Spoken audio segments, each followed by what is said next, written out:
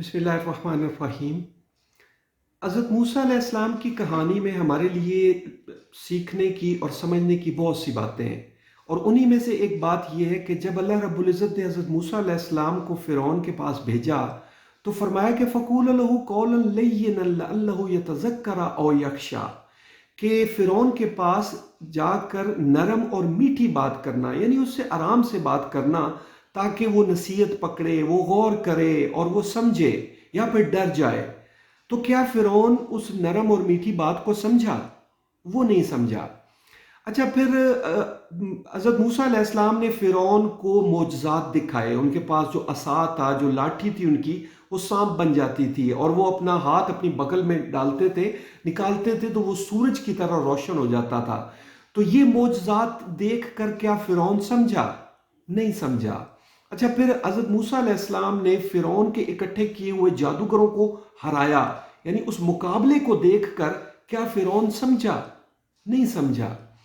अच्छा, फिर फ़िरौन की कौम पर अल्लाह रब्बुल इज़्ज़त ने मुख्तलिफ अज़ाब नाज़िल किए। उनको तूफ़ान ने आ पकड़ा, फिर उन पर मेंढकों का अज़ाब नाज़िल किया गया कि हर तरफ उनके घरों में, बिस्तरों में, बर्तनों में, हर जगह मेंढक ही मेंढक भर दिए गए।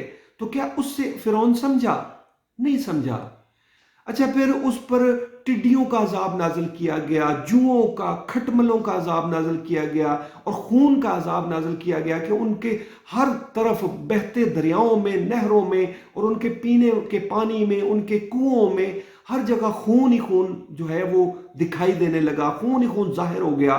तो क्या उस सब चीज को देख के फिरौन समझा? नहीं समझा। तो जब भी इस तरह का कोई अजाब आता था तो ये लोग हज़रत मूसा अलैहिस्सलाम के पास आ जाते थे कि आप दुआ करें, ये अजाब हमसे अगर रुक जाए तो हम आपकी बात मान लेंगे, ईमान ले आएंगे और बनी इसराइल को भी आज़ाद कर देंगे। तो जब हज़रत मूसा अलैहिस्सलाम दुआ करते थे, अजाब रुक जाता था, तो फिरौन और फिरौनी जो है वो फिर अपनी बात से फिर जाते थे, फिर मुकर जाते थे। तो सवाल यह है कि क्या अल्लाह रब्बुल इज़्ज़त जानते थे कि इन्होंने मुकर जाना है, इन्होंने फिर जाना है, इन्होंने नहीं समझना? बिल्कुल यकीनन अल्लाह रब्बुल इज़्ज़त जानते थे। तो फिर सवाल यह है कि क्यों बार बार उनको मौके दिए गए? क्यों उन पर फौरन अजाब नहीं नाजल कर दिया गया? यानी फौरन उनको क्यों नहीं पकड़ लिया गया? तो जवाब तो अल्लाह रब्बुल इज़्ज़त ही जानते हैं कि वल्लाहु आलम कि क्यों इस तरह किया गया, कि उनको इतने मौके दिए गए, इतना टाइम उनको दिया गया। लेकिन शायद इसकी एक वजह यह भी है कि अल्लाह रब्बुल इज़्ज़त ने ये हमें दिखाया है, हमें समझाया है कि जालिम की एक निशानी हमें बताई है, कि जालिम का एक किरदार दिखाया गया है, उसकी एक खासियत बताई गई है कि जालिम नहीं समझता। जालिम नरम और मीठी बात को नहीं समझता, वो मोजज़ात को नहीं समझता, वो अल्लाह रब्बुल इज़्ज़त की निशानियां देखकर भी नहीं समझता, और वो किसी बात को, अपनी ही कही हुई बात को, अपने ही वादे को नहीं समझता, किसी उसूल और कानून का ख्याल नहीं करता।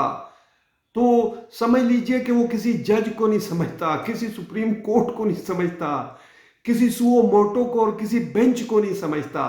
ये अल्लाह रब्बुल इज़्ज़त ने जालिम की एक निशानी दिखाई है हमें, कि जालिम किसी बात को नहीं समझता जब तक उसको डुबोया ना जाए। जब उसको डुबोया जाए तो तब वो मानता है, तब वो समझता है।